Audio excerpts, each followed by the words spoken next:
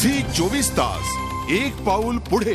आणि आता एक अतिशय महत्त्वाची आणि धक्कादायक बातमी आहे। दिल्लीतल्या अतिरेकी दडून बसलेल्या गेस्ट हाऊसचं सीसीटीव्ही फुटेज पोलिसांच्या हाती लागले। शुक्रवारी जामा मशिदीजवळच्या एका गेस्ट हाऊसमध्ये दडून बसलेल्या अतिरेक्याला पोलिसांनी ताब्यात घेतले। त्यानंतर आज पोलिसांनी हे फुटेज माध्यमांना दिलं। पोलिसांनी केलेल्या दाव्यानुसार होळीच्या दिवशी 26/11 सारखा हल्ला करण्याचा अतिरेक्यांचा कट होता। त्यासाठी अर्धा डझन अतिरेकी राजधानीत आले होते। मात्र पोलिसांनी गेस्ट हाऊसवर छापा टाकून हा कट उधळून लावला। असं असलं तरी अन्य आरोपी फरार असून ते दिल्लीतच दडून बसल्याचा पोलिसांना संशय आहे। हिजबुल मुजाहिदीनचे हे अतिरेकी असण्याची शक्यता आहे। अफजल गुरुच्या फाशीचा बदला घेण्यासाठी दिल्लीत मोठा अतिरेकी हल्ला करण्याचा कट या अतिरेक्यांनी आखला होता। 6 अतिरेकी अद्याप राजधानीत दडून बसले। अफजलच्या फाशीचा बदला घ्यायसाठी ते रक्तरंजित होळी खेळणार होते।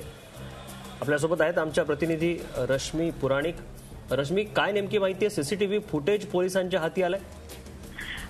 जे फुटेज आले ते असं दाखवते की एक पर्यटक म्हणून एका व्यक्तीने जामा मस्जिदच्या जवळचे गेस्ट हाऊस आहे त्यामध्ये प्रवेश केला होता। 20 मार्चचं हे फुटेज पोलिसांनी दिलेलं आहे आणि या फुटेजमध्ये दिसते की हा माणूस पर्यटक म्हणून आला होता। त्याच्याकडे बॅग होती, त्या बॅगमध्ये AK-47 विस्फोटक आणि ग्रेनेड्स मिळाले होते, ज्या पद्धतीची माहिती येते। आणि जसं आपण सांगतो की 26/11ला ज्या पद्धतीने दहशतवाद्यांनी अटक केला होता त्याच धर्तीवरचा दहशतवादी हल्ला दिल्लीमध्ये करण्याचा कट होता।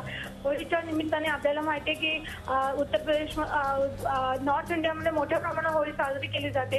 तरी अशा वेळेला सणाच्या प्रसंगी गर्दीच्या ठिकाणी मोठा दहशतवादी हल्ला करण्याचा त्यांचा प्रयत्न होता आणि त्याच वेळेला ह्या पर्यटकाचं फुटेज मिळालेलं आहे।